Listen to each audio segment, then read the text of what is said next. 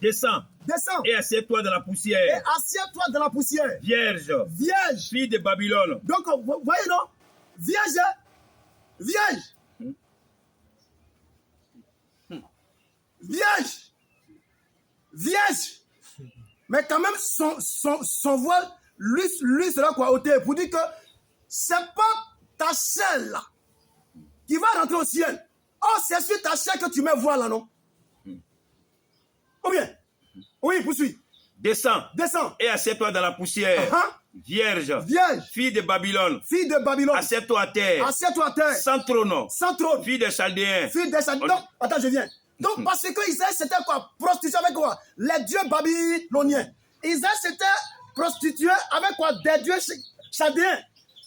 Ou bien donc, oh, l'apôtre Paul dit que quand tu te mets avec une prostituée, tu deviens un avec la prostituée. Vrai ou faux? Claire. Donc, de sorte que Israël étant, oui,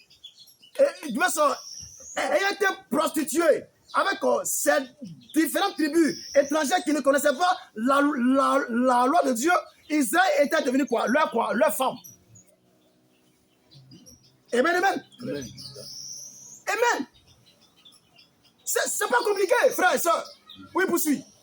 Assieds-toi à terre. Assieds-toi à terre. Sans trône. Sans trône. Fille de Chaldéens. Fille des Chaldéens. On ne t'appellera plus délicate On ne t'appellera plus délicate et voluptueuse. et voluptueuse. Prends les meules Prends la meule et moule de la farine. et moule de la farine. Ôte ton voile. Ôte ton voile. Élève les pentes de ta robe. Oui. Découvre tes jambes.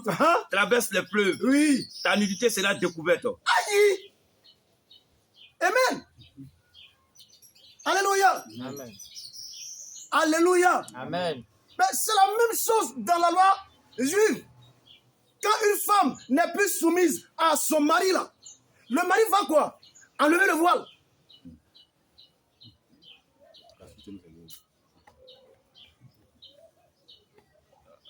Alléluia. Amen.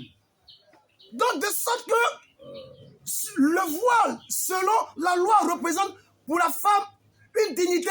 Quand tu enlèves le voile à une femme qui est déjà liée, c'est comme tu veux livrer cette femme à la honte. Pourquoi? Parce que quand elle sort et qu'elle n'a plus son voile, alléluia, quand les hommes vont quoi? Quand les hommes vont la voir, mais comme elle n'a plus quoi son voile, les hommes peuvent quoi? Aller vers elle pour lui faire des avances. Je ne sais pas si vous suivez. Amen. Amen. Ou bien, donc ça c'est physique, c'est physiquement. Mais dans la grâce là, le voile va avoir son sens spirituel. Amen. Claire.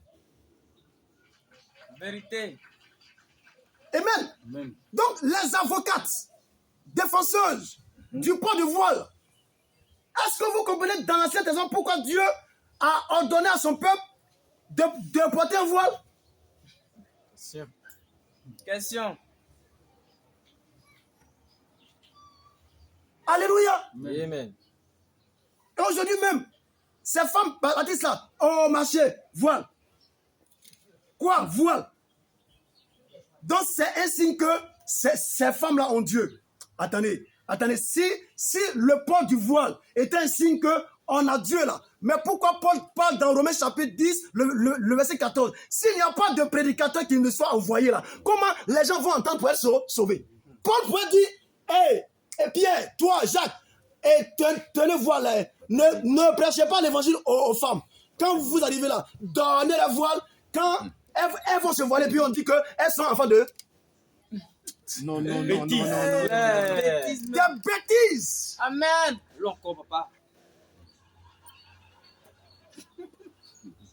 Alléluia. Et dis quand même, celle-là, elle dit, c'est-à-dire on se voile, hein, mais c'est aussi à cause des anges dessus. Satan connaît voile. Il va t'envoyer à l'enfer malgré ton voile. Claire. Oh, tu vas comprendre. C'est embouteillage même.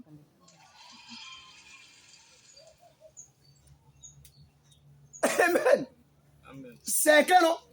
Donc, quand Israël déconne, Dieu rejette Israël.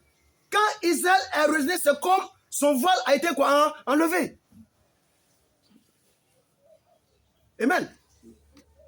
Oh, quand son voile, lui est quoi? Arraché, et elle va se prostituer avec quoi? Les nations étrangères. Tant au plan physique comme au plan spirituel. Parce qu'aujourd'hui, là, quand on parle de la prostitution, on voit seulement que les jeunes filles qui sont à zone 4, attendez, vous êtes charnel, quoi. Très.